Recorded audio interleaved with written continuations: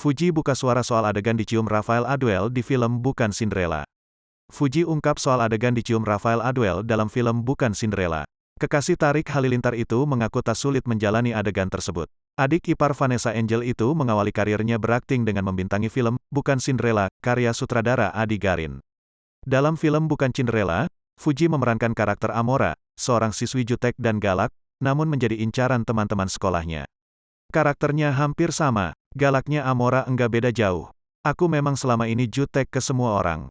Jadi enggak susah karakternya, kata Fujian saat press screening film Bukan Cinderella di 21 Epicentrum Kuningan, Jakarta Selatan, Jumat, tanggal 22 Juli tahun 2022, petang. Lantas, apa tantangan yang dirasakan oleh wanita bernama lengkap Fujianti Utami itu dalam menjalani debut filmnya Garapa Rumah Produksi Supermedia Pictures? Susahnya pas akting senyum dan harus dialog dengan kata-kata manis. Karena enggak terbiasa, ucapnya. Selain harus jutek, adik Bibi Ardiansyah itu tidak sulit kalau menghadapi adegan marah-marah, seperti melempar buku hingga sepatu. Jadi susahnya mengatur emosi dari adegan yang jutek ke yang manis. Ada part di mana aku sama Rafael Aduel tuh mesra, nah itu susah, jelasnya. Fuji juga mengatakan saat ada adegan di mana ia dicium oleh Rafael Aduel. Fuji memastikan scene tersebut tidak sulit ia lalui. Adegan itu, ciuman, mah gampang, ujar Fuji.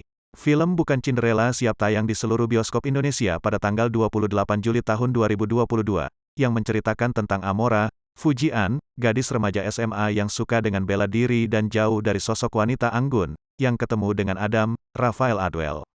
Pertemuan Amora dan Adam tidak sengaja atas insiden sepatu mereka yang tertukar sebelah saja.